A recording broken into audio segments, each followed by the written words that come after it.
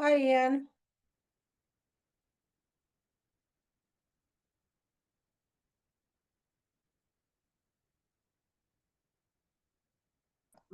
Hello.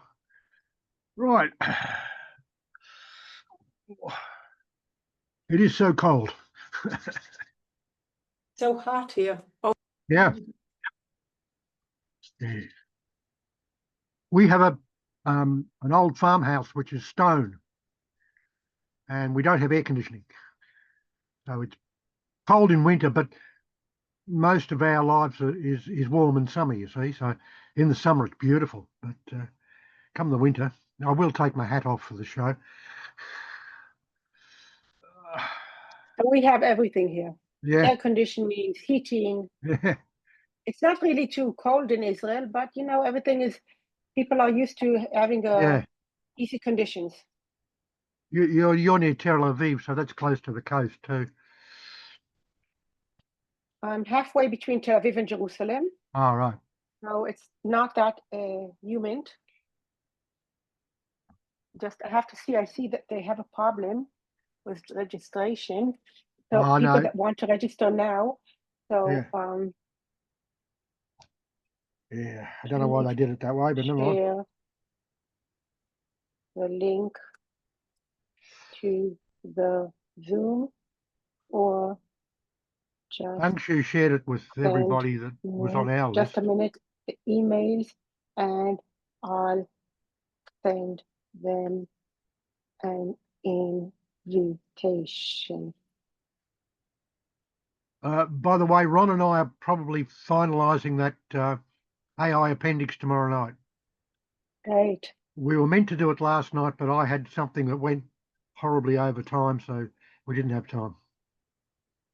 And he's got something on tonight, so Okay, tomorrow night. but we're on the right. Yeah.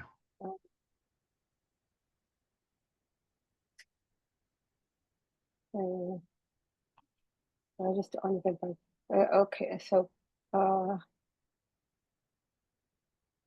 Getting emails coming no, I through want now. to answer the people that are writing on this because they're so concerned or nervous. Please just come.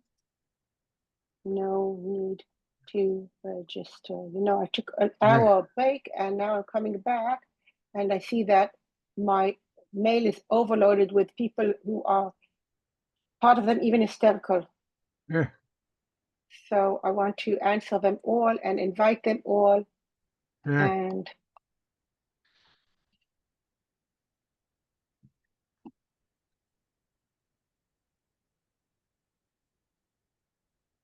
I will back you. Be the backup. No worries.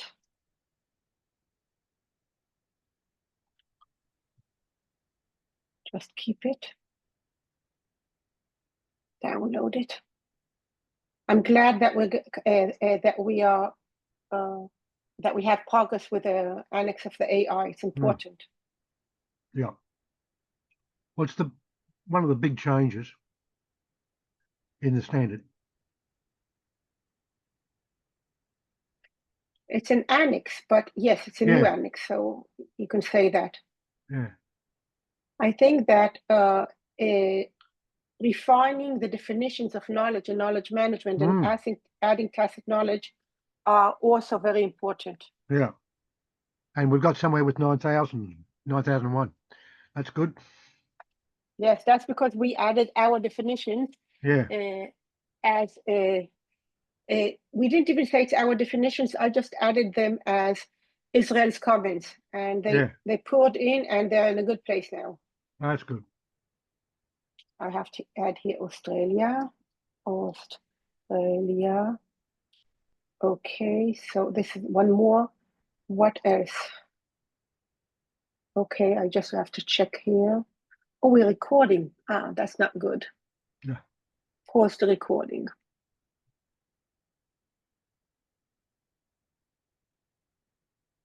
Where do I pause you?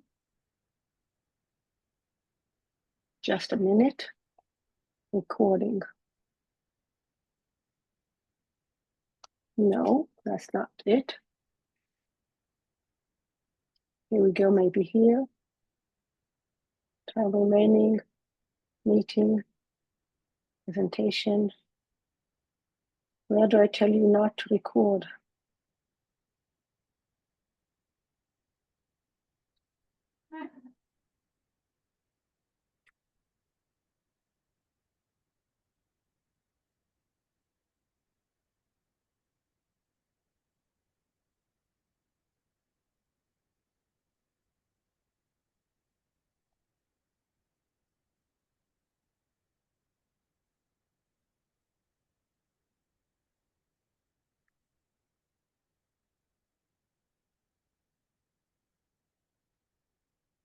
I'll find it.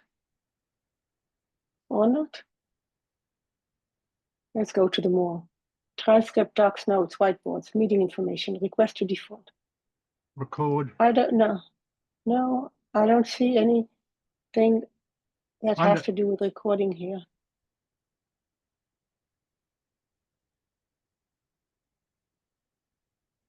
You know what? Record. Maybe it's not my. Just a minute. Hello?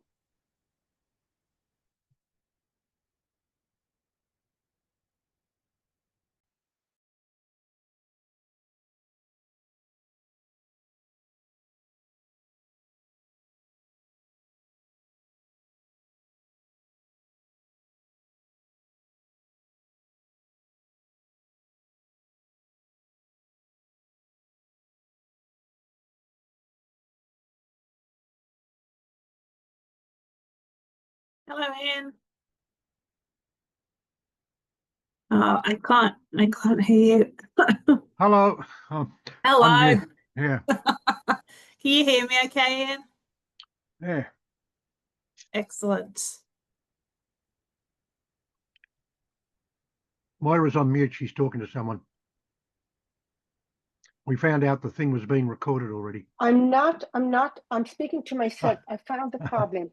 I'm not the host. Now that means it's not my Zoom, it's No. my company Zoom or KMGN's Zoom. So I'll try. I have for both of them, I have a host key for each.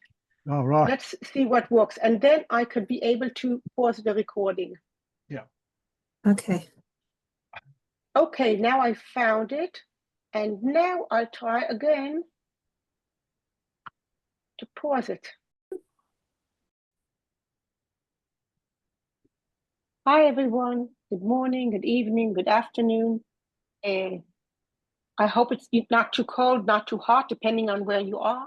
We are all here together, all the KM people, the KM community, in another event of KMGN. As we do every second month, we go down, we visit one of the continents, another region, and learn from their learnings from the KM Global Week in another place around the world. And today we have Australia. I don't want to speak too long because we have two wonderful facilitators, Tracy and Anshumala. So Tracy is a knowledge lead at a global real estate company that's based in Sydney. And she supports development, construction, and investment management teams. And she, of course, was part of the committee for KM Global Week together with Anshumala Sama, who is also a knowledge management professional with nearly 20 years experience. And she's also based in Sydney. And she's currently working, and that's rather new, with the Department of Defense in Australia. They're both passionate about KM, as we all are, but maybe even a bit more. So let's let them have the stage and introduce this meeting, introduce the people in this meeting, and please start. We are eager to hear what you have to share on KM Global Week. Please.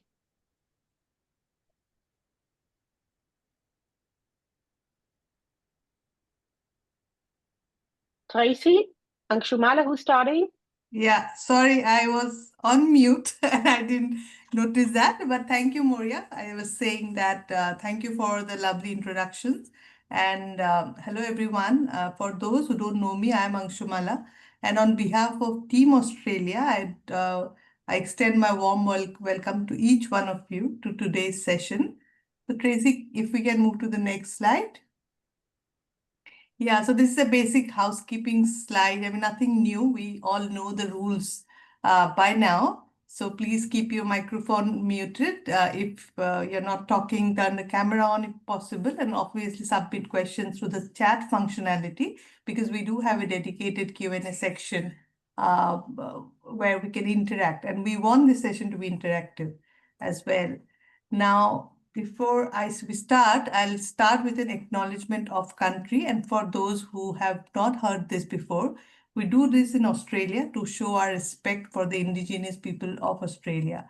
I'd like to begin by acknowledging the traditional owners and custodians of the lands on which we are meeting today, and I pay my respects to the elders past and present. Thank you so much for joining me in this acknowledgement. Now, moving on to the agenda. Yeah, that's great, Stuart. Thanks for sharing. And moving on to the agenda. So today's session brings together thought leaders from across our network to explore the evolving role of AI in KM. We'll take a quick look back at our journey so far. Our speaker lineup will then share insights on governance, capability building, public sector readiness, and the human touch in an AI-driven world. We'll wrap up with an interactive Q&A, key updates from Moria on KMGN and KM Week 2025, and an open discussion to reflect and connect.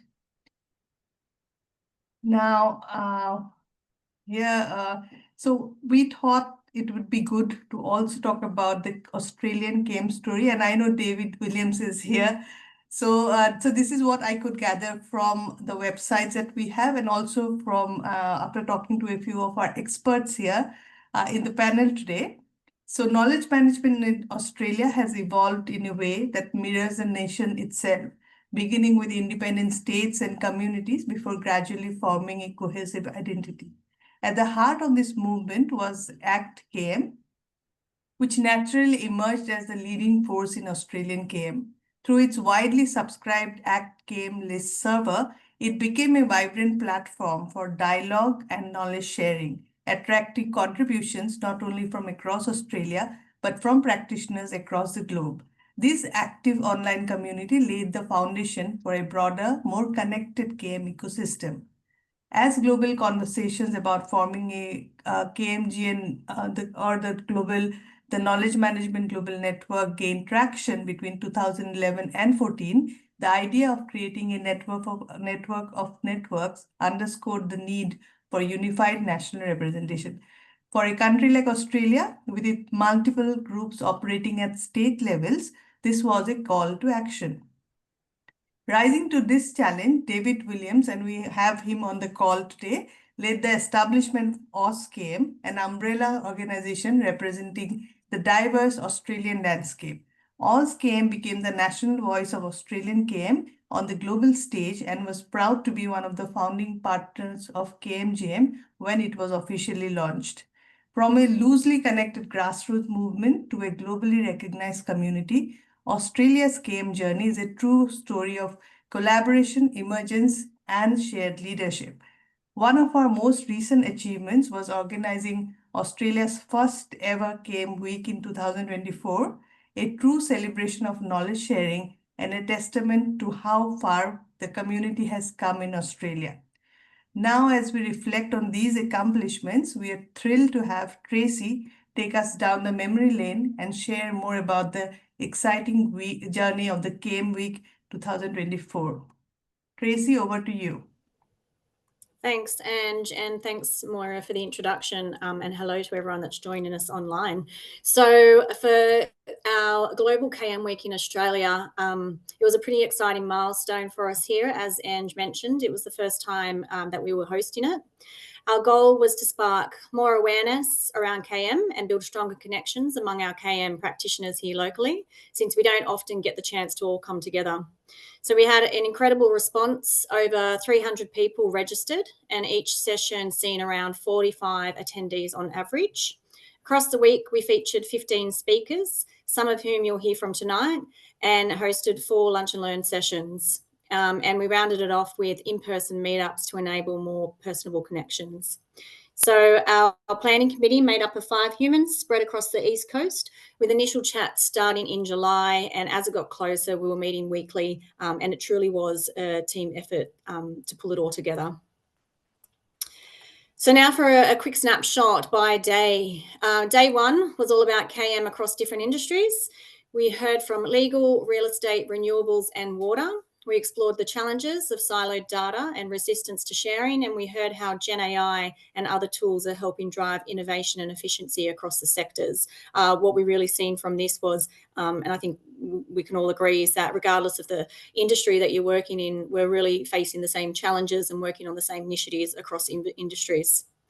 Day 2, we had a panel discussion on communities of practice, where we dove into what makes them thrive. So we chatted about how structure can help, but then how too much may hurt them. And we even spoke about the ideal number of people to keep a community alive and kick in. Day 3 tackled tacit knowledge. We learned about a concept called speed dating for knowledge, how AI can act as a support tool to surface hidden insights, and then how some of the best knowledge gets passed on over a beer. Day 4, we had demonstrations from real-world AI tools in KM. GreyChain presented and showed us how automation can help with tagging, search, and archiving, while AutoGen talked to us about using Gen AI to support proposal writing by tapping into that corporate knowledge. And finally, we wrapped up the week with the in-person meetups, which seen us come together across Brisbane, Sydney, and Melbourne, which for me was definitely the highlight, just to meet everyone in person. Now, if any of those sessions caught your interest, I'm thinking maybe the speed dating or the beer meets knowledge, we've got the recordings available, and we'll drop a link in the chat shortly. So with that, I will hand over to Ian, I believe, if you want to share your screen, Ian, and introduce yourself and your session. Right. Good evening, everyone. I'm Ian Fry from NOCO Australia, and I've been involved in KM for 20 years or so. NOCO Australia is part of the worldwide NOCO group, and we're in something like 25 countries around the world. For my sins, I'm the Australian representative on the ISO Committee for the Knowledge Management Standard, which is convened by Moria. And I've been particularly involved in writing an appendix to deal with AI and KM. Now, some of the comments tonight come from my thoughts about that, and a lot of them, and some of them aren't. So don't read too much into that. But I've just got 2 or 3 things that concern me, and one is that AI is just a technology which should be implemented within the principles and framework of KM. And I would suggest that most implementations of AI are not done in that way. And I think that is a major problem, and it's something that we in the KM world have to address. So I'm going to talk about 3 things. My first concern is a legal issue. We have very little case law, certainly in Australia, about AI. And it worries me a bit that it could all go wrong very easily. If you listen to the ABC gardening show on the radio, they head up everything with a disclaimer saying that this is not personal or professional advice, and then proceed to give it. But they give a disclaimer, and it seems to me that chatbots don't. And the risk is not, to me, so much that the chatbot's going to give the wrong answer, but it may very well give an incomplete answer. And your problem's going to be that if a client turns around and sues you and it goes to court, by the time it gets to court, the chatbot is a different thing, and it's probably going to give you a better answer, thereby proving the case. Now, having said that, we have the same problem if you talk to a human on a help desk. And in my working career, I've had a stunning example where people were, for the very best of reasons, giving the wrong advice, and we could not trace back to see who had been given the wrong advice. I came up with a suggestion that for every frequently asked question, assuming you had all of the client details, what are up to 3 qualifying questions you should ask? And I think this is something that maybe needs a lot more work in chatbot design, and that is avoiding the risk of giving an incomplete answer. The next thing I want to talk about is fairly serious in my view, and that is that we all say that AI needs governance. And by that, I think we all mean human oversight. But I don't think we actually have a clue how you do that. Copilot, Microsoft Copilot, for example, says that it puts its answer back through itself to do a reasonability check. So that's some sort of attempt at a self-audit, but how do you audit an agent or agentic AI where you may have agents in one organization talking to other agents in multiple organizations? Do the agents actually ever produce an audit trail that you could look at? I think my feeling is that and this comes from, and Stuart's going to talk next, and he was with the Country Fire Authority in Victoria. And when they do lessons learned, they don't just collect lessons from an after-action review or a debrief. They have a thing called continuous evaluation. So while the incident is running, they're collecting lessons. And it seems to me that we need something similar. And I'm suggesting that perhaps one suggestion is that we release a swarm of audit agents running against the agents. And maybe we can get that to give us what we need for human governance. Just a suggestion. I'm going to call mine Schrödinger because it might work and it may not work. And like all AI, I may think it's working, but it's really not. The next topic which concerns me is an important one for KM. And that is that the use of AI diminishes the importance of human knowledge in the organisation.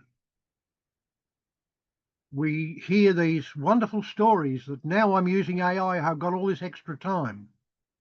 Now the organisation, to meet their objectives, may very well see that as a good reason to reduce the headcount, and that's going to happen. But I think we need to be very clear, both in your KM strategy and above all in your KM policy, that that increased capacity must be directed to human activity. And I'm thinking here of things like innovation. I'm thinking about finally upgrading mentoring, getting the communities of practice going. Because if you let it go unchecked, then the organisation will diminish in its capability in a VUCA world. It will diminish its differentials from its competitors, and you're almost going to a single point of failure, being the AI system. So they're the 3 things that I wanted to throw in tonight just to kick things off, and I'm happy to talk more later on. Okay, that's all from me. Thank you.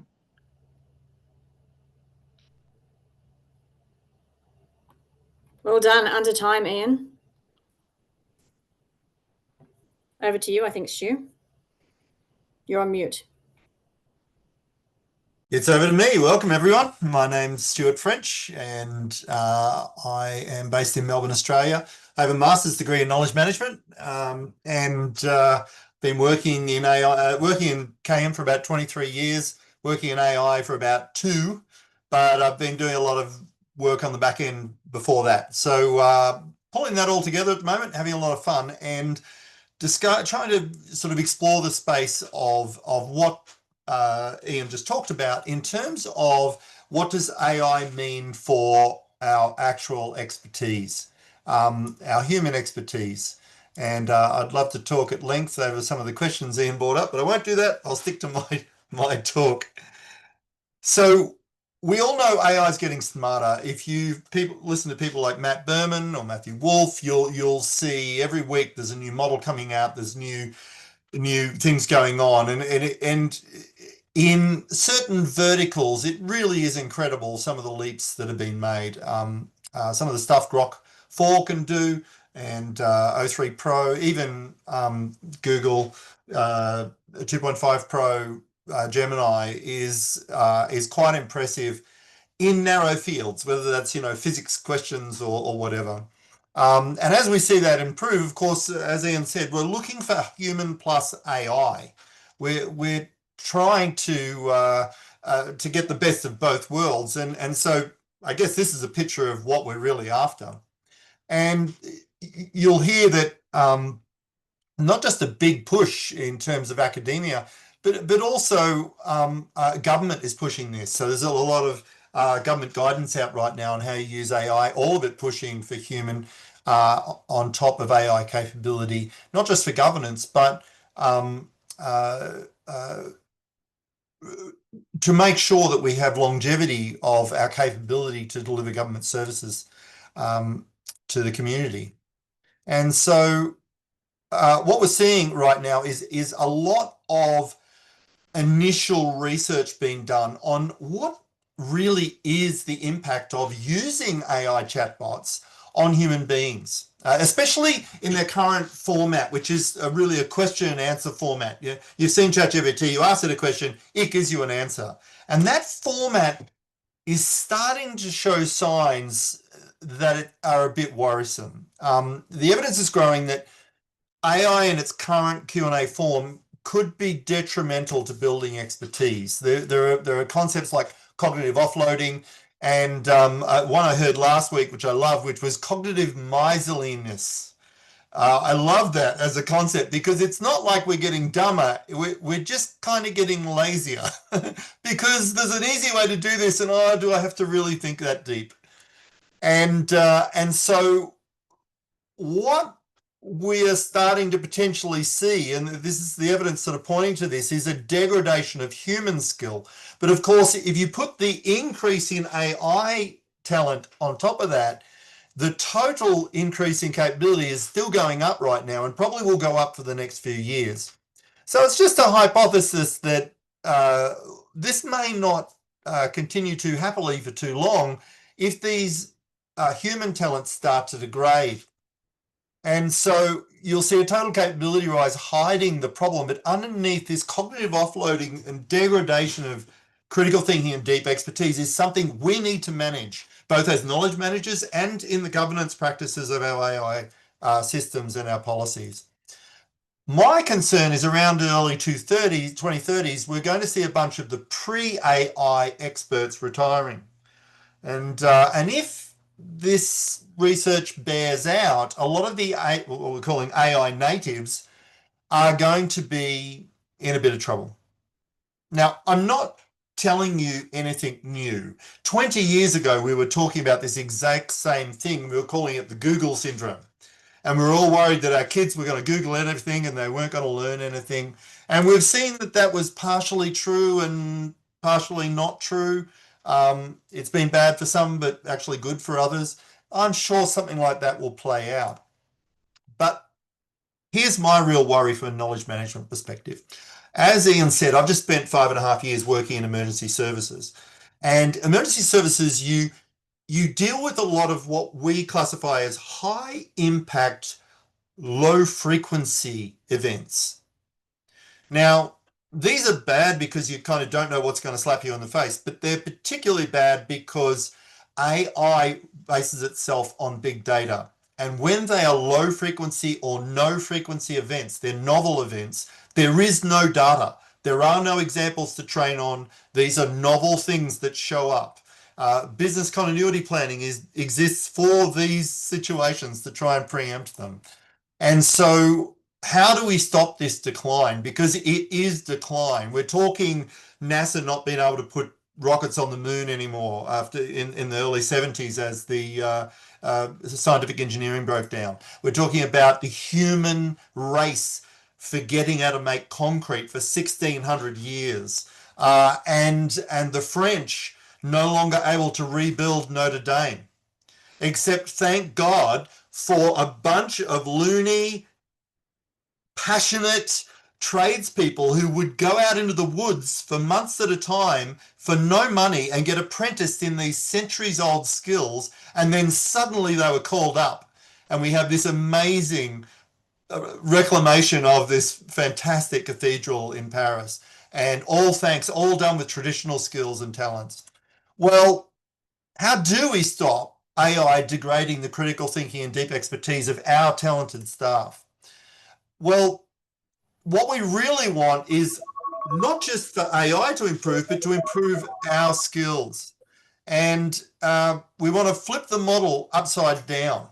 So the Emory and Stanford universities are talking about wiring chatbots and making them into thinking assistants, so Socratic language. And I think Socrates is a great example of what we should have in mind, not just sitting down and saying, well, let's just pray and hope the magic happens.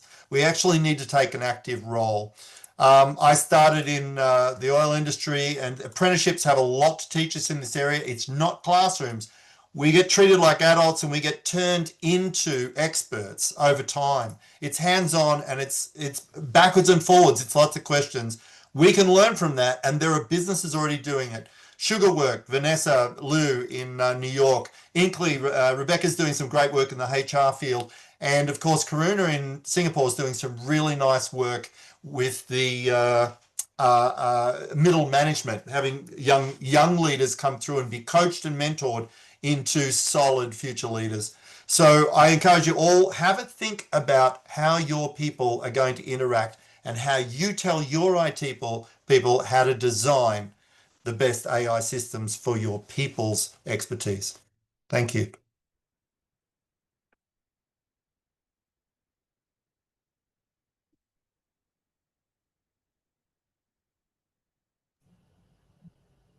Thanks, Stu. I think we're up to Veronica and Daraj. Thanks so much, everyone. Good evening. I hope you can hear me. I'm Veronica Leonardo. I'm Knowledge and Insights Manager at Sydney Water. Beautiful setup. Thanks, Ian and Stu.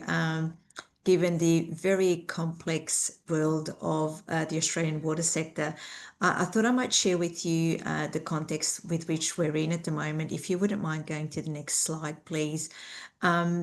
We're really currently facing some serious knowledge challenges, given that approximately 33% of the Australian water sector currently workforce is eligible for retirement in the next 10 years. Water sector and even utilities, traditionally, you find that talent tends to be talent that exists for a very long period of time. We are talking people who give their decades of work and passion in this field. So we're not just talking about the written knowledge. We are talking about so much more than that. We are talking about the very culture, breadth and fabric of utilities. And it's within that context that we find these knowledge challenges. So it's really something that in Australia particularly, and in New South Wales, I'm in New South Wales, but I know that it's something that can be replicated across Australia, and that is that 59% of the workforce in New South Wales in water utilities is over the age of 50 at the moment.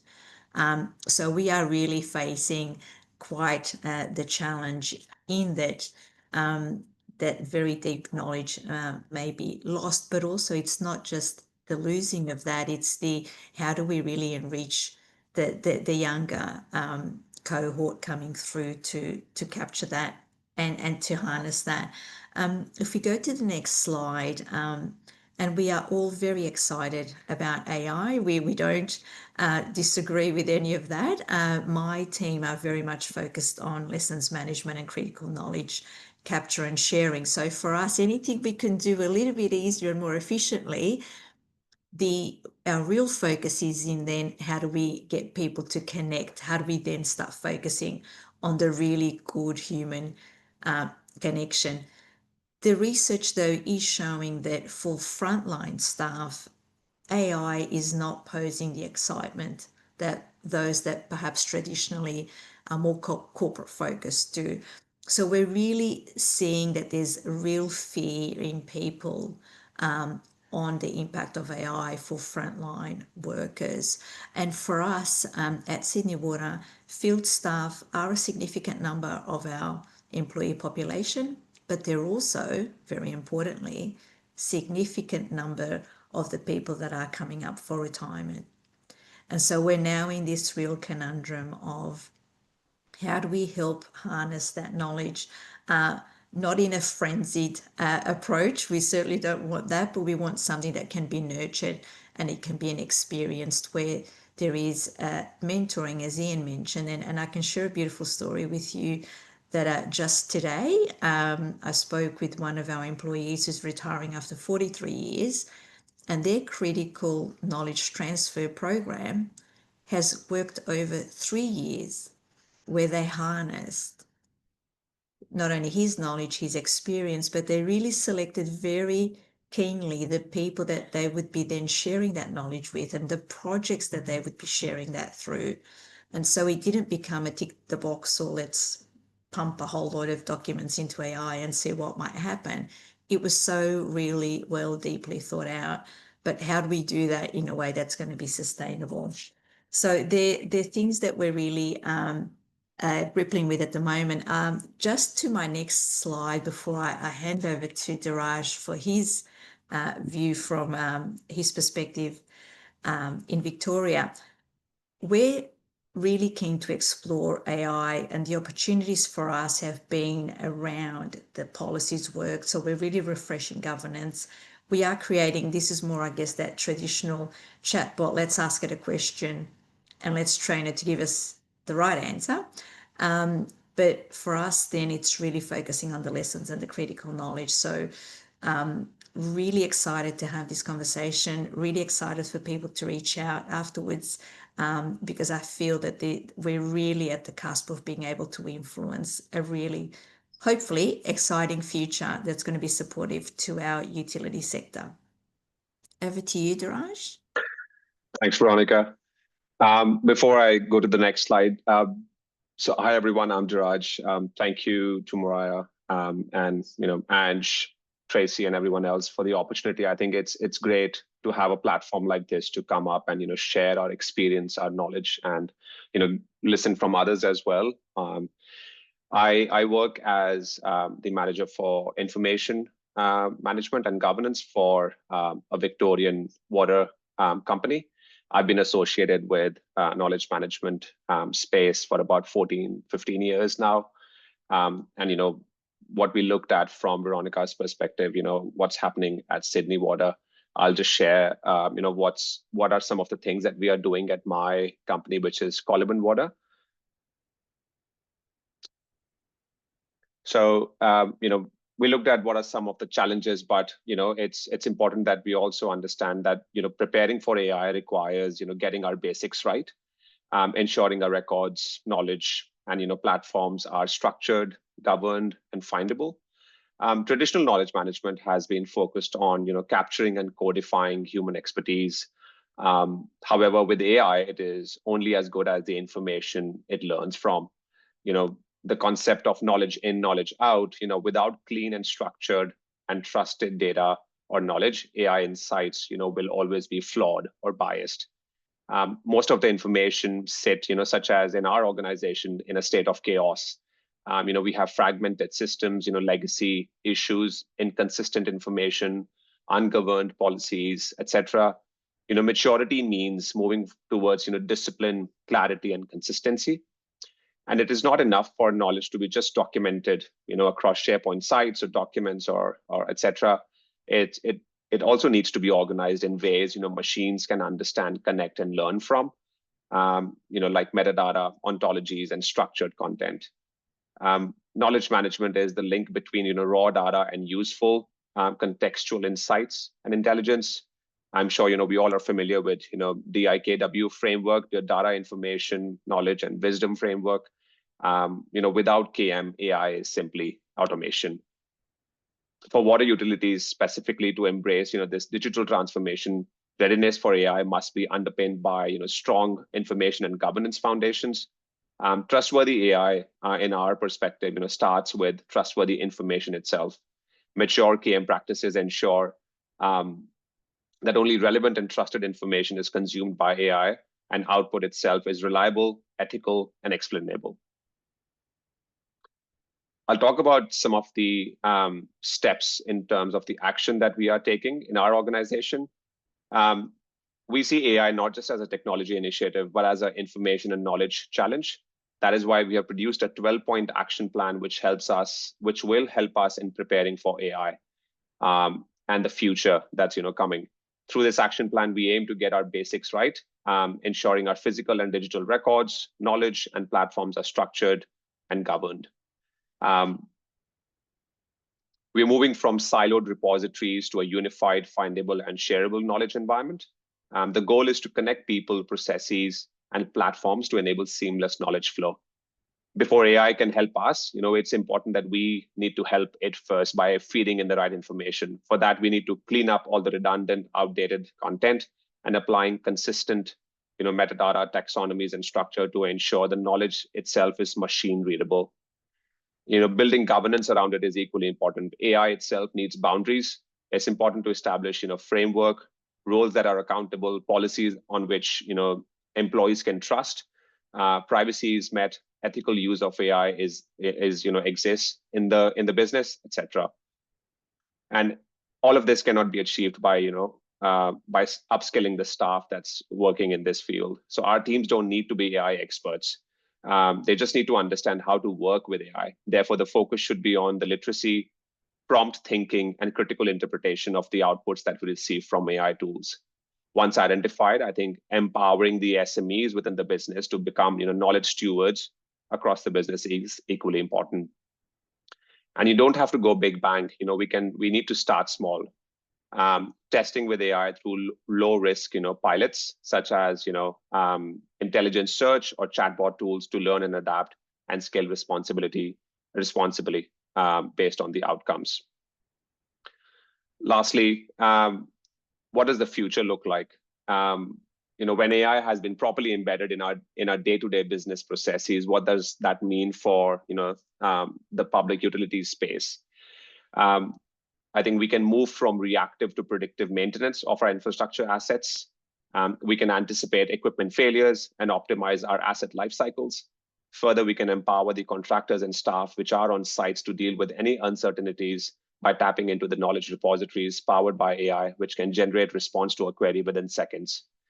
AI can personalize how we interact with our customers, from chatbots, like we've already mentioned that previously, for quick query resolution to usage insights about how customers are using water on day-to-day basis that can help them understand and reduce their water consumption.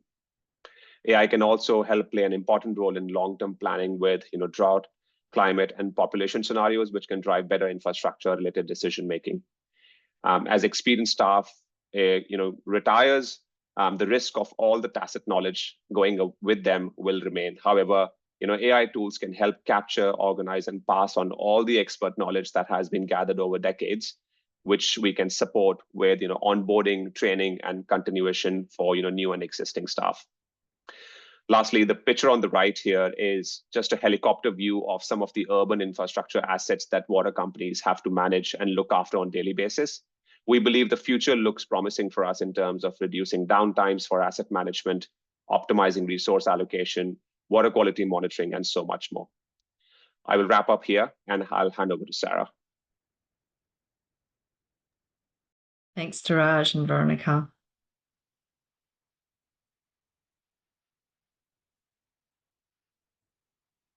Okay, good evening, everybody. So I'm Sarah Jacobson. I'm the Director of Knowledge Management here at Minter Ellison, which is Australia's largest law firm.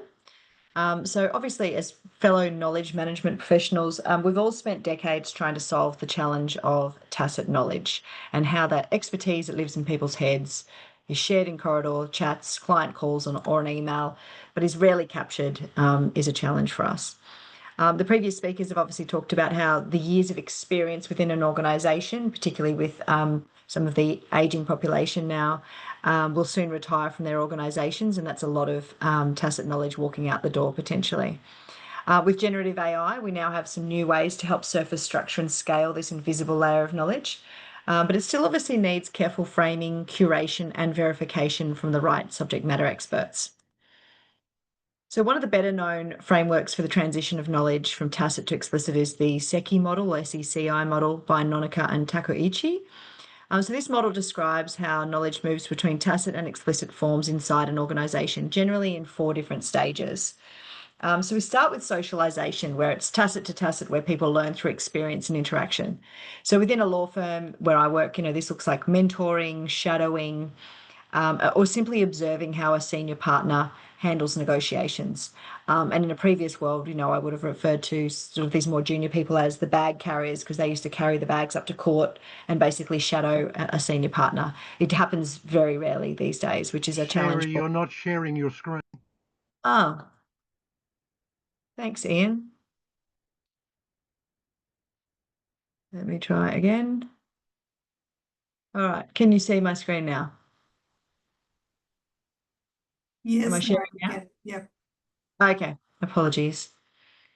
Yeah, so this is the model here. So the first step is obviously socialization stage, and then it moves through to externalization stage. And that's really tacit to explicit, where that hidden know-how is captured and articulated. And so that could be somebody documenting how they usually run client meetings or turning their negotiation process into a playbook or a checklist. And there's lots of AI tools at the moment that are focusing on that sort of contract negotiation playbook space. Then comes combination, so explicit to explicit, where different knowledge sources are merged. So it could be bringing together case law summaries, internal templates, and client guidance into a central resource or an intranet. And then finally, internalization, so explicit to tacit, where people absorb that content and make it their own, usually through practice. So reading a clause guide, drafting a few agreements, and then eventually knowing and learning how to draft themselves. And together, these 4 stages form a continuous spiral of organizational knowledge creation. And so looking at the diagram and the process, you can sort of see where AI is supplementing areas within that process now. So we know that tacit knowledge is often the most valuable form of expertise in an organization, but also the hardest to capture.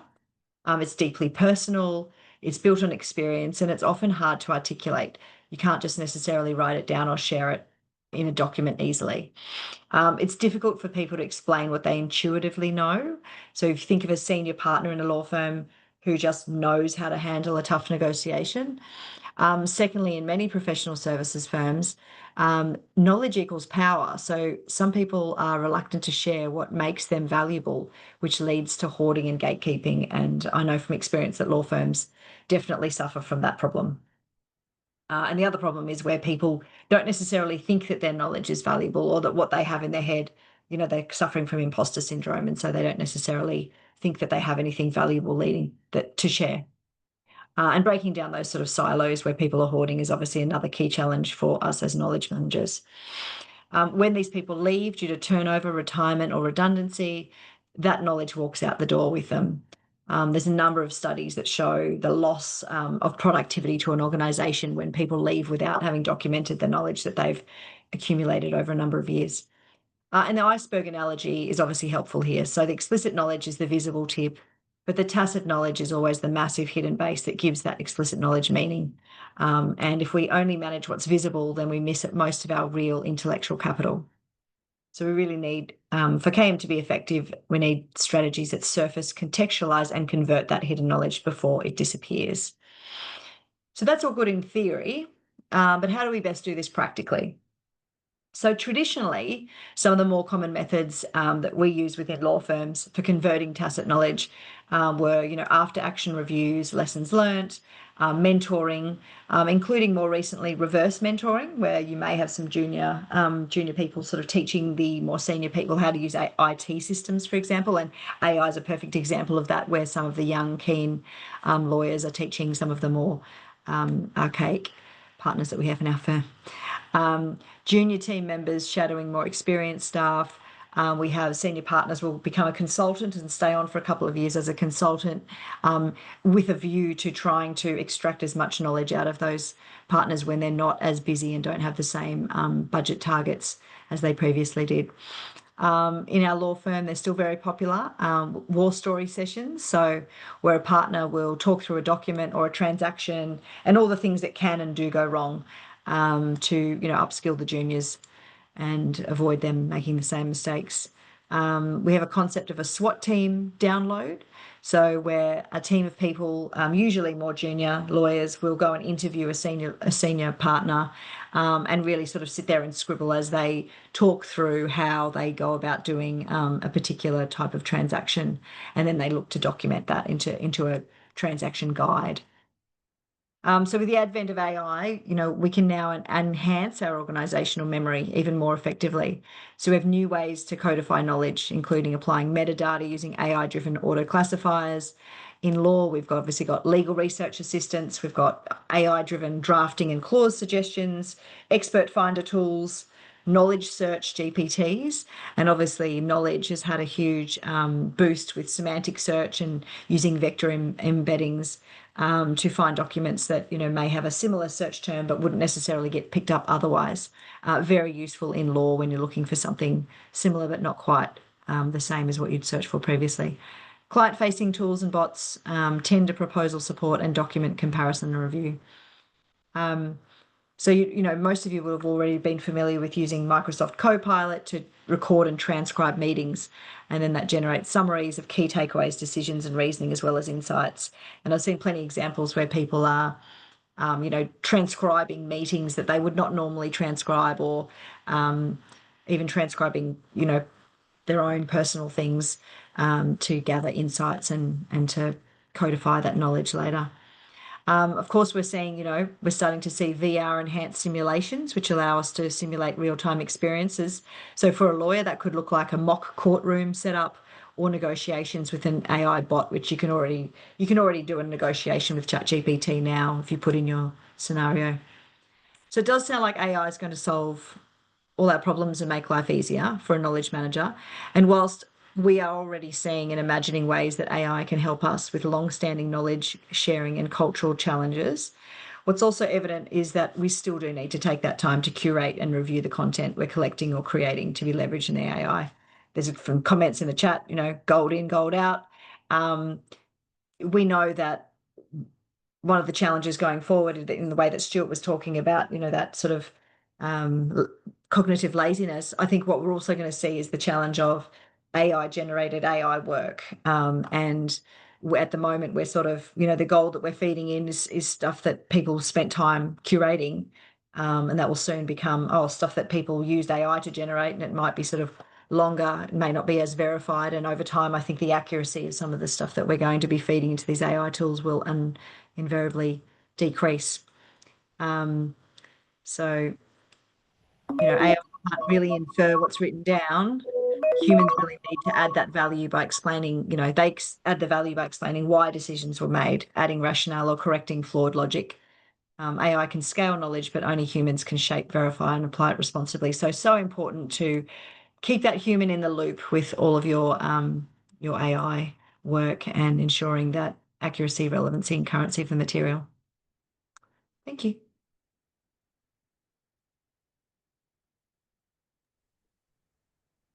Thanks, Sarah. I think I'm next up. I'll just share my screen. And oh.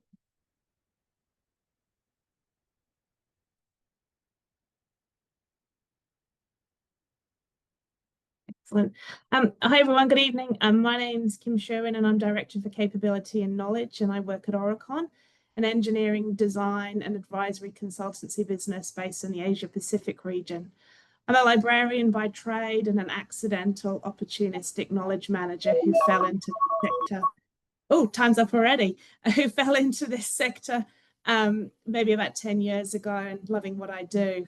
And I'm here to bring this Australia section to an end, and we're going to end with humans. We spent a lot of time talking about AI, but ultimately knowledge and knowledge management is about humans. And so I'm here today just to share a case study of an initiative, a really simple and effective initiative that we've been running at Aurecon for the last 2 years.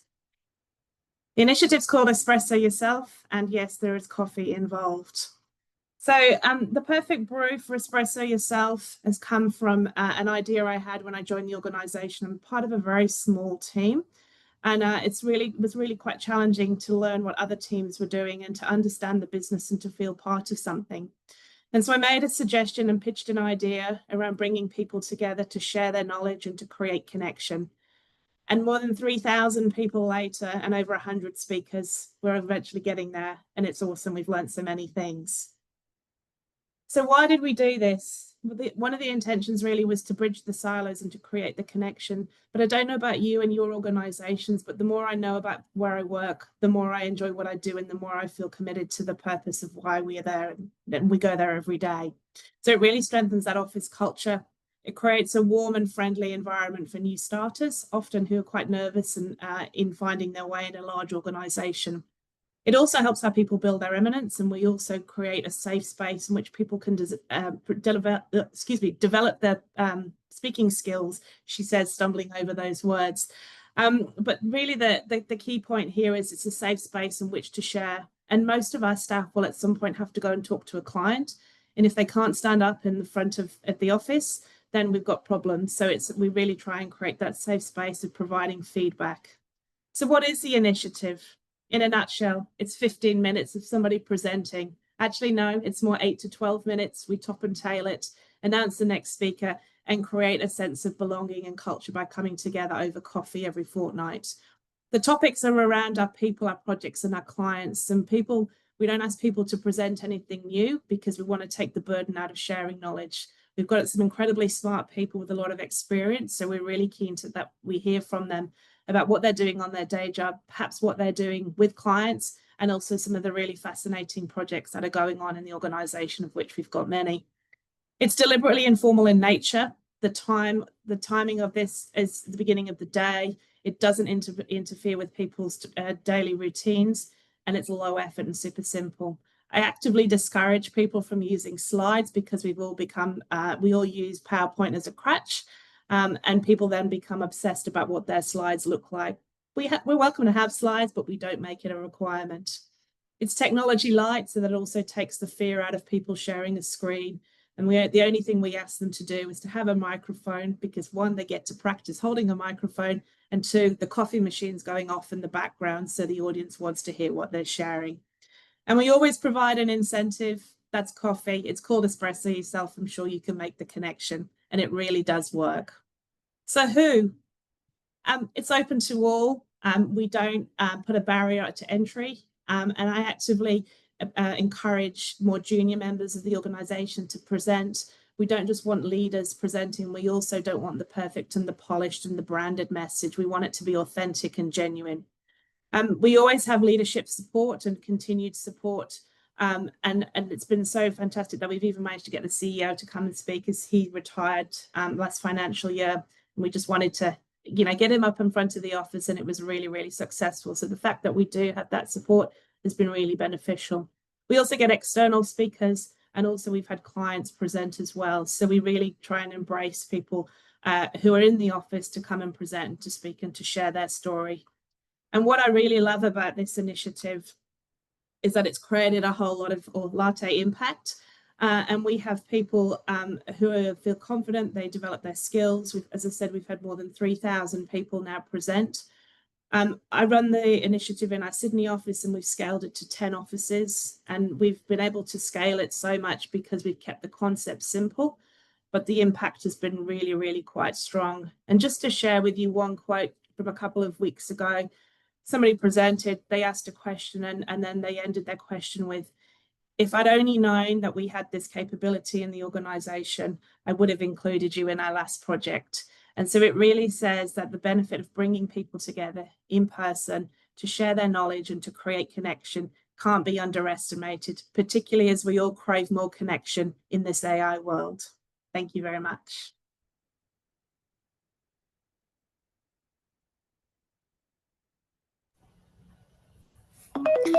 Thank you, Kim.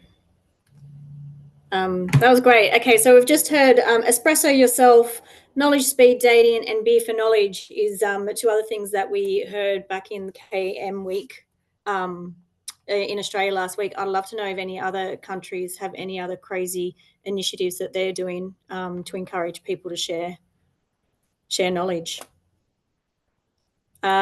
We are going to open it up to questions now.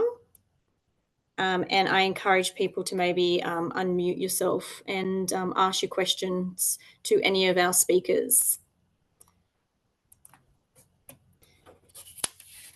Do we have anyone that wants to kick us off? I'm not sure if there's any in the chat and that you can see.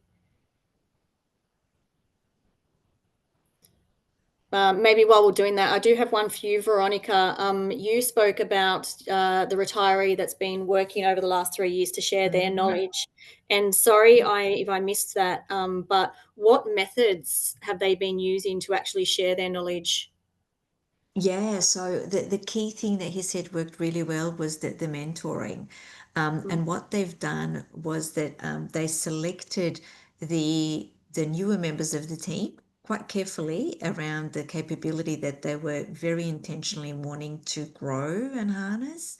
And so then depending on the projects they were working on, he would have allocated time to spend with them, and they would ask him a whole bunch of questions. And then when the work started, they would get to do the work while he supervised. So they weren't shadowing him as such. They were actually learning by doing while he was there sort of supervising. So it's what we try and do is, and we've got a knowledge transfer framework and that we work really hard to roll out to the organization. And we try really hard for people to understand that it takes time. We're humans. The learning, the growing the confidence, it takes time. It's not going to be a magic bullet where you hand someone a standard operating procedure and they're just going to get it. So it's getting also managers to work that into their workforce plan. What is it that they need to focus on? What is it that they want to grow? Are we talking about maintenance? Are we talking about design and development? All of those things, so that it becomes quite intentional. And then that, although it takes time, the nurturing will get us there, because when people are nurtured, then they're more likely to stay, or they're more likely to then nurture other people. So it's really just trying to shift that mindset. But in a rapid world, and resources are tight, it's not, it can be very challenging. So this particular group, they're engineering standards. So they're very much around the design of assets. It's a lot more difficult when we're talking about plant-based staff and site-based staff. That can be quite challenging. People work shifts and so forth. So it's different nuances there. Yeah, and they're always the hardest people to capture that knowledge from, right? Because they're out there doing jobs on the project and they don't have time to stop 100%. and They're knee deep. Yeah, knee deep in what, and thanks, Veronica. I'm going to start with who we got. We've got lots of hands up here. Andrew Hurd, if you want to unmute and ask your question. Hi there. Yeah. There we go. Am I just in? No, you still can't see me. Don't worry. You can see my background. All I was going to say was that in our organization, one of the things we tried to look at was we tried to look at both starting from today and improving our sources of truth, as well as looking backwards and seeing how our maybe not so reliable data could be used. And I was just wondering from the speakers, out of them all, did any of them manage to say corporately from now on sources of truth and everything else we're going to deal with respectively? Or was it kind of business as usual, and what we have is compensating means because we don't trust this data?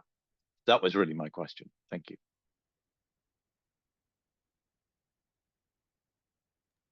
So I'll have a quick go at that one. We had Melanie Byrne-Adams speak at KMLF last night. And so she's involved in manufacturing. She's a scientist turned KMer. She's involved in manufacturing for a very large pharmaceutical firm in Ireland. And one of the things she said was, most of the standard processes are documented and the machine does what the machine does. So what we realized is 80% of the actual knowledge we needed to keep things going and handling breakdowns was in people's heads. Right. Now, I don't want all you lovely people who have got degrees to feel bad about this, but when you get two tradespeople in a room, you cannot stop them sharing knowledge. You talk about the people out in the field. The reason you're not getting knowledge with them is because you're not out in the field with them. Go and sit by that digger. You'll learn more in a day than you would have in a year of trying to do knowledge management things. Better still, get them together. One of the ways we solved this problem in the fire services was we did research on the data of who was turning out in the trucks. And we found about 50 brigades where the first truck was going out with all the old guys in it, and the second truck was going out with all the novices. And so we simply talked to them and said, listen, can you let at least one novice on the first truck? Not only did that increase their succession planning and knowledge transfer, but it actually got them out the door faster because they weren't waiting for that fifth old guy to turn up. They were getting out the door. So get your people, your knowledgeable people, together with your novices, and you'll be amazed at how much the knowledge flows. Very true, Stu. And I wonder if I can use that as an excuse to kind of like travel around the world, right? To go and capture project information. Who do we want to hear from next? Anahit, do you want to unmute and ask your question? Yes, hello everyone. I'm very sorry for at this moment on holidays. So I'm working at the Central Bank of Armenia in Yerevan, and we do much knowledge management, knowledge sharing months, knowledge cafes, the knowledge flows in the organization. And I have two questions. The first question is to Sarah, and will you please go deep into war storytelling? And as well as my next question will be, yes, knowledge. Anahit, please speak louder. You're very far away from the speaker, so we are hearing you very very far. I'm very sorry. How that's better. Now it's better. Now? Just keep with the telephone. Great. Thank you so much. So sorry. So the first question is to Sarah, and I would like to know more about war storytelling stories. And the second question is that in our organization, knowledge flows all the time, every day. But if you have any examples how to identify critical knowledge, maybe knowledge flows, but it's not the critical one that will be so helpful and for the efficiency of the organization in future. So how to identify critical knowledge in the organization, if there are any examples. Thank you so much. Sure thing. Yeah, so on the war stories, I think it probably comes back to the principle that people will remember stories of failure better than they remember stories of success. And I don't know if you're familiar with the concept of fuck up nights. It's a movement that I haven't actually seen it advertised for a long time, but I can't remember where it started now, but it was basically three people getting up and talking about how their biggest failure. And so they get sort of entrepreneurs, they get business people, they get artists, musicians, all sorts of people, and they get up and they basically sort of tell their stories of failure and you know, I guess what they learned out of it as well. And super entertaining, and these nights were very successful. So I think the experience for the junior lawyers, and I think what works with those sort of war story sessions is that people are showing vulnerability. So the partners are sort of, you know, talking about things that went wrong for them and, you know, how they messed up. And it increases psychological safety of the team, because when you know, we obviously all make mistakes. And so when a junior lawyer does something, and, you know, you might do something on a transaction and you have that moment where you think, oh my God, I've just cost the client, you know, $2 million in stamp duty because I didn't lodge something in time, or, you know, some sort of big disastrous thing has gone on, usually with a financial consequence in legal. The ability to go to your boss and say, look, I've made a mistake. This is what's happened, I think is easier if you also see the leaders sharing where things went wrong for them. And I think it helps people avoid it happening in the future, right? So, and I think on legal transactions, there are certain clauses within a contract which can create the same problem over and over and over. So I guess that if you think about critical knowledge for a document, there are certain pieces there. I might pass to somebody else on the panel to talk about that, how to identify critical knowledge, because I think it's slightly different for different organizations. Thank you so much. Thank you. And maybe Stuart can share a few words about storytelling. That was the second part of the question, as he's an expert on this topic. You keep saying that and tempting of you to tell a story, but I just want to take up the rest of our time together. Storytelling, the beauty of storytelling is we are storytelling animals. It's that simple. We learn off each other, we pick up things, and we learn way better obliquely than we do directly. It's a totally different part of the brain that activates. And so by couching things in deep context, we learn a lot more from the context. So if you're interested in more about that, there is an amazing book called Putting Stories to Work by Sean Callahan. I cannot recommend that book enough. And he himself used to be a knowledge manager, was very early in the knowledge management field. He was actually one of the founders of KMLF, which is was started in 1998. So he knows where we're coming from. He knows what we do, and his work is brilliant. Thank you. Thanks, Stu. Sorry, we might jump across to Brett, because I know you've had your hand up for a while, and then we'll jump to you, Ian, and then Veronica. Good morning from Virginia. Great stuff today. Appreciate that. I participated in the KMLF thing yesterday, and if it's available for sharing, Stu, I mean, there was such a tremendous opportunity for people. I'm Larry Pruzak, rest in peace. Acolyte was one of my professors at Columbia, and he always talked about three things: knowledge markets, knowledge brokering, and the fact that knowledge is a critical asset of the organization. How, in your collective experiences, are these business leaders, now that they're all about AI, seeing their knowledge as business assets now that AI is something that they're interested in?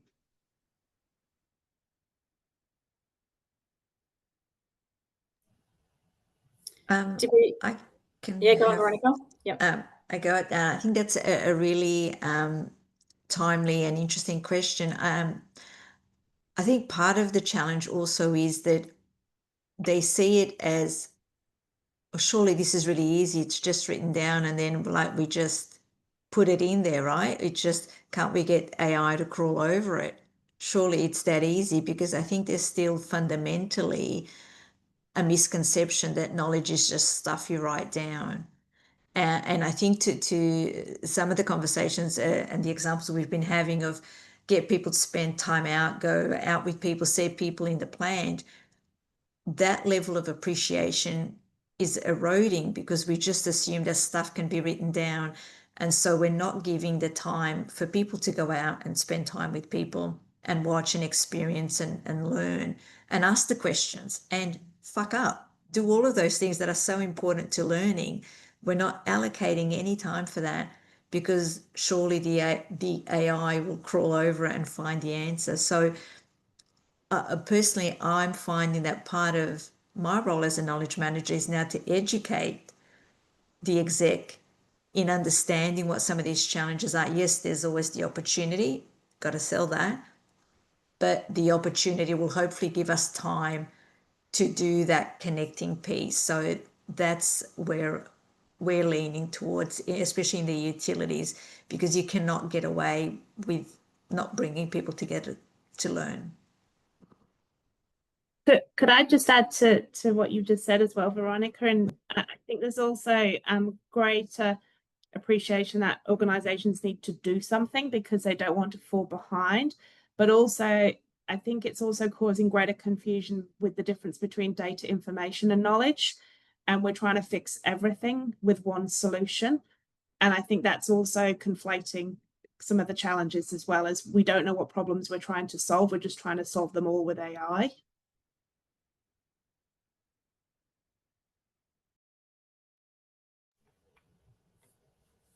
Ian, I hope you don't mind me jumping in. You're now the knowledge asset management guru in Australia. But one of the things I learned through knowledge asset management is we need to be really careful how we use that term asset. If you're talking to an operational person who's working under the asset management standard, they will totally get it. If you're talking to a financial person who classes an asset as something that can be sold for cash, you're in deep trouble. And so you be really careful who you're talking to when you use the concept of a knowledge asset, because people take it in very different ways and it can really undermine the positive effect you're trying to have. I'll Yeah, I tell you, agree. Stu, Prusek was very forceful about that, in that he thought that knowledge is something that needed to be accounted for on the balance sheets of organizations. So it's a conversation that needs to be had. I know he's done some writing on it, and it might be worth digging into for just the purpose you're bringing in, because as you say, words mean things. And if in fact what we mean is your latter point, then we need to figure out how to do that without creating mayhem and chaos. Yeah, it's good to hear from Brett and Noko in USA.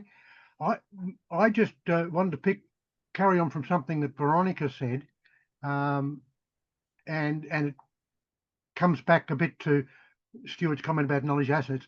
One of the challenging metrics around human capital reporting is a very simple question, which I think all of us as knowledge managers totally fail at. And the simple question is this: what percentage of your current positions will be filled by planned succession in the next 5 years? And if as a knowledge manager you're not addressing that, I think you're missing the boat. The planned succession, and therefore all of the mentoring and all that sort of thing, is really fundamental. Otherwise, you're going to be hiring from the market every time, and you're not keeping your inbuilt human knowledge within the company, because it'll depart.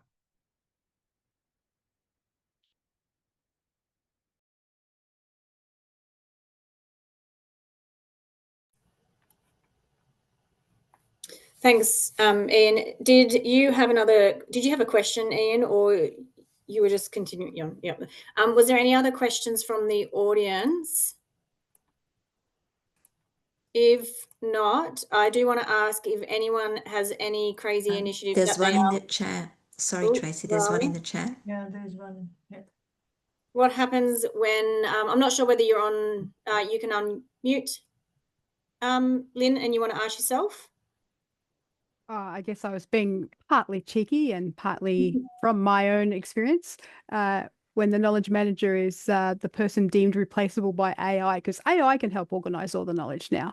So yeah, I thought I'd just reflect on that rather than ask the question, but that's something to consider as well. So a cheeky question, I'll give you a cheeky answer. Just ask the executive if we can write down all their knowledge and replace them with a graduate. yeah.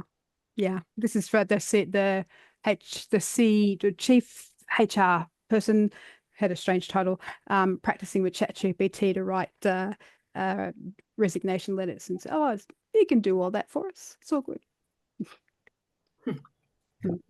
Anyway, yes, cheeky answers, cheeky questions, craziness. So yeah, I mean, we're going to hand over to Moira, I think, in a moment to give a bit of an update on KMGN and Global KM Week this year. If anyone had any cool initiatives that they're actually running at the moment, similar to Espresso Yourself or Knowledge Speed Dating or Beer for Knowledge, and wanted to share that. If not, we can go over to Moira.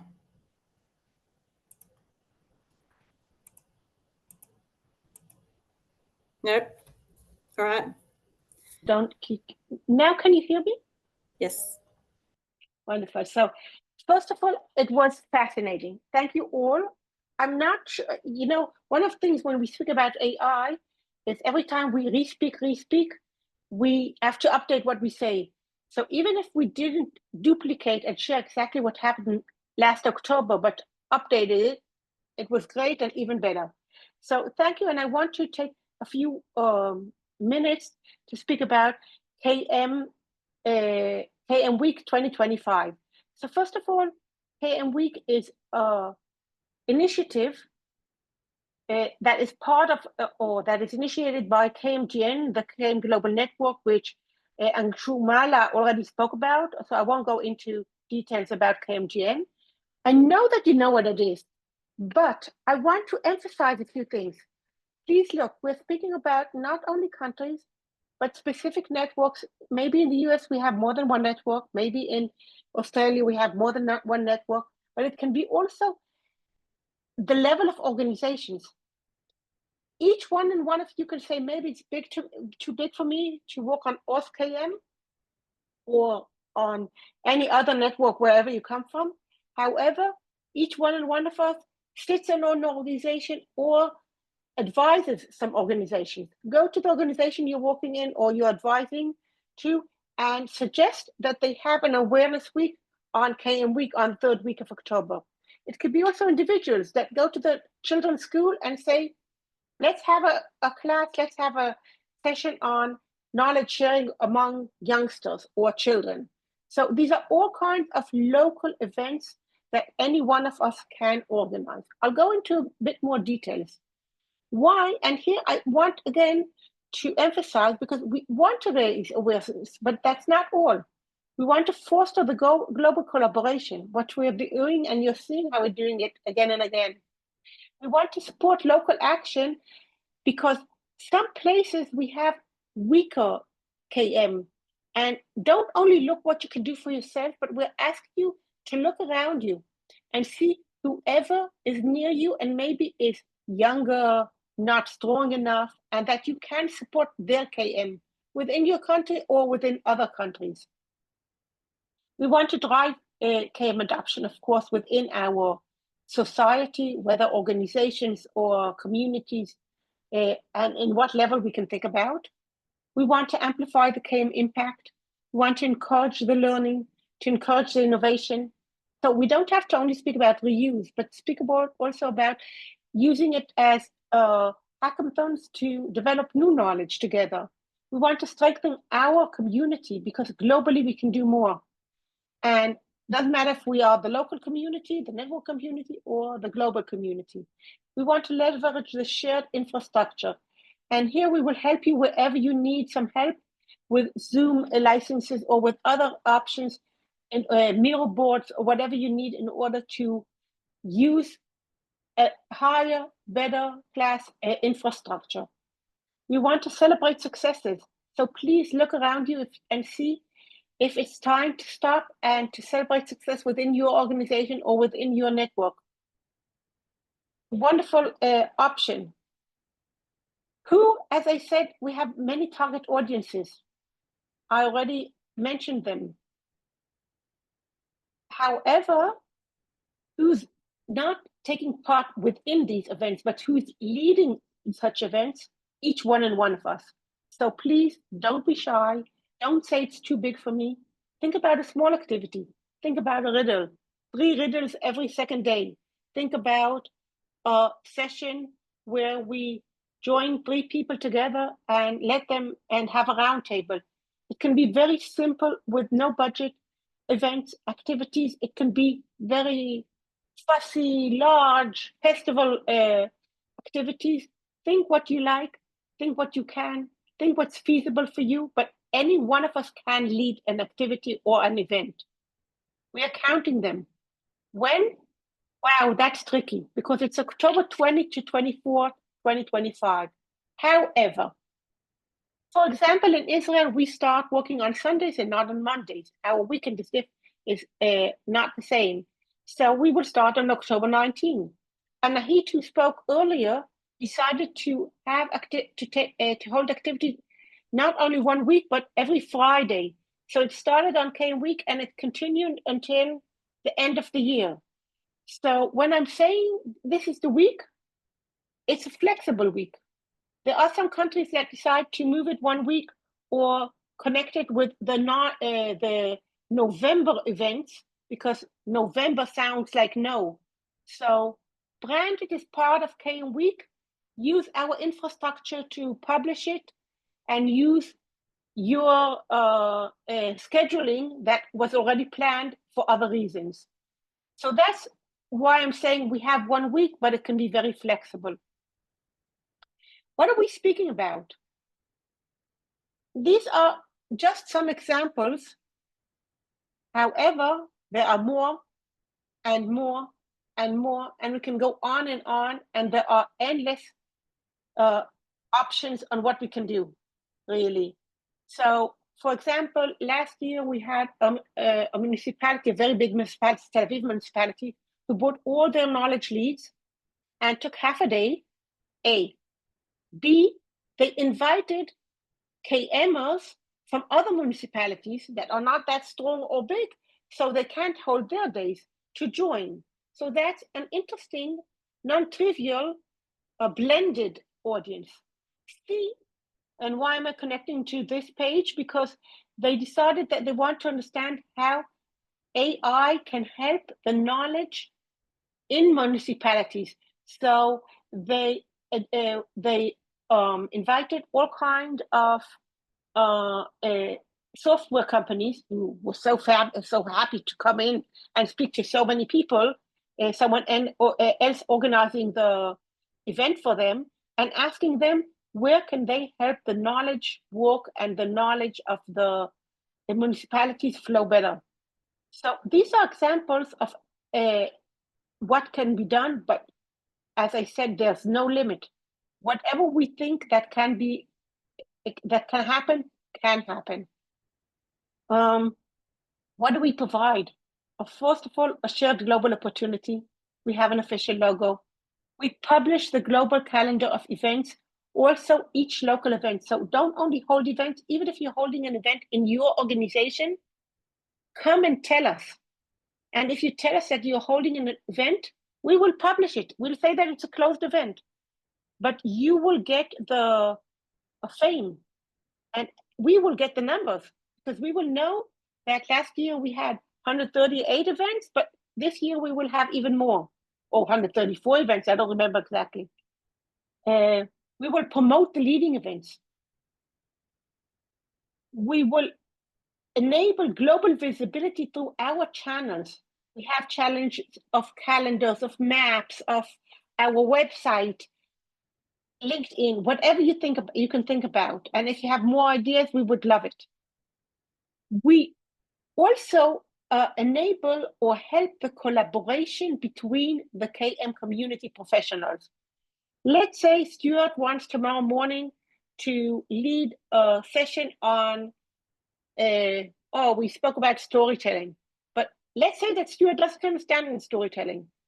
So he can come to KMGN and say, okay, I'm looking for 1 or 2 experts that can help me and come and speak in my virtual, or maybe I'll send them tickets to Australia, to Melbourne, and they'll come and speak in my event. So we help making these connections. We also help with shared toolkits. Now, this is, again, this may sound more than that it is. We are calling all of you to share your presentations, to share your tools, to share what you're doing. And we are putting it in a shared drive so that everyone can see what everyone does every year. And once everyone can see what everyone is doing, and it's in a Google Drive that's shared, you can search it and find ideas how to organize or what to organize, A. And B, we meet every month. Whoever's organizing an event is invited to take part in our monthly meetings, and you can write me an email and I'll send you an invitation. Do you have my email? Yes, I sent the invitation for today. And in these meetings, we share tips. We share tips how to do, what to do, how to combine several countries together. More and more and more, we'll do it by sharing ideas or by sharing examples and case studies. Here we have the statistics of KM Global Week 2024. I can say that in 2023, we had 7 countries and something like 15 events and something like 30 hours. So last year we had a wow, but this year we are aiming even higher. There are no specific numbers. We want every year to have more than the year before. So A, start planning.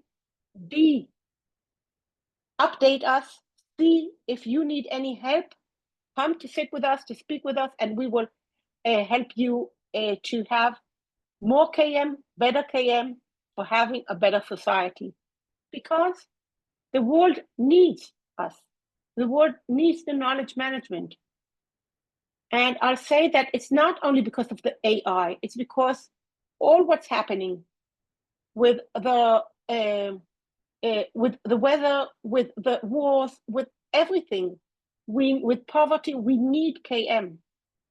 And we, the world needs KM, and we as the KM community, it's our opportunity to help, but it's our responsibility to do it.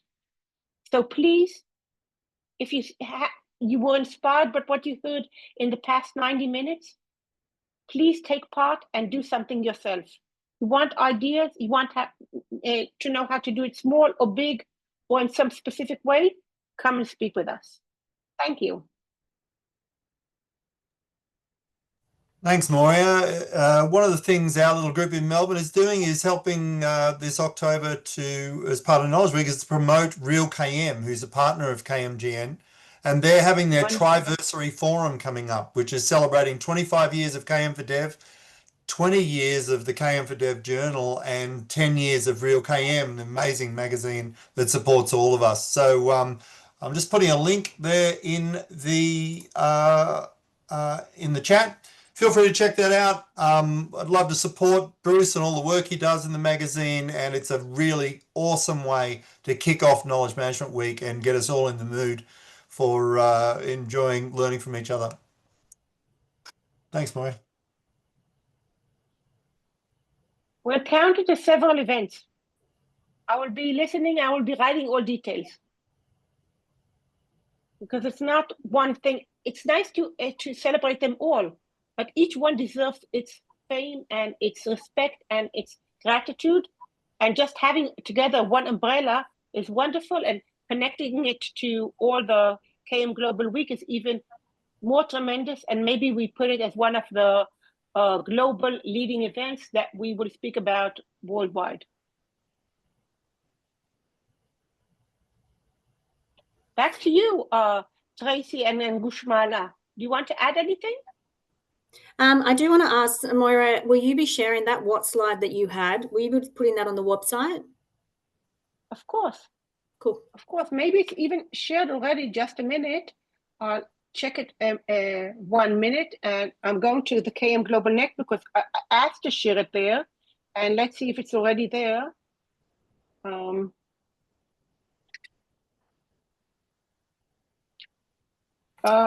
Whilst you're doing that, I just want to yes. say, yeah, it's there. I'll share the screen for a minute again. Just a minute, just to be sure. Yes. So if we go to KM Global Week, you know what? Let's ask. Oh, here you can see the slide, but let's go. Oh, you cannot see the slide already. The last slide that I missed was the logo, but I'll share my screen for a minute, just a minute, so you can all see how to find it. I don't want to share it with you. I'll show you where you can find it. So I'll share my screen. Here we go. Now you see the KM Global Network, and you see here on the banner, Global KM Week 2025. And if you go to here, you have all the explanations, but you have also the slides I shared right now.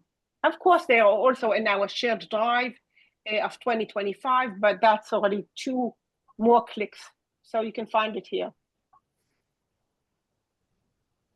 Awesome. Thank you. I think thank you on behalf of all the Aussies. Thanks for having us. It was great to take part in this session. And thank you to all our speakers. And did you want to? No, I mean, totally echo that, Tracy. Thank you so much, everyone, for your time. And yeah, and we look forward to again connecting. And we are planning KM Week 2025.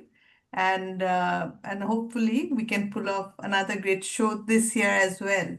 Thank you so much. We are counting on it. And if in Manfred, you can just say hello. Manfred will be leading our next event on September, sharing what happened on KM Global Week 2024 in Europe, because we are going from continent, from region to region. So the last one will be Europe, and Manfred will be leading that session 2 months from now on September. So please be tuned. Manfred, And we say hello. We got a few confirmations already, so we will cover a few countries. And I'm absolutely looking forward to a sharing session. I hope we can come up with similar inspiring content as you created for us today. Thank you so much. You really did a great variety from legal to water. That was huge. Thank you. So thank you very much, and see you in September. And of course, start working for October. Yeah. Thank you. Thank you. Thank you. Thanks.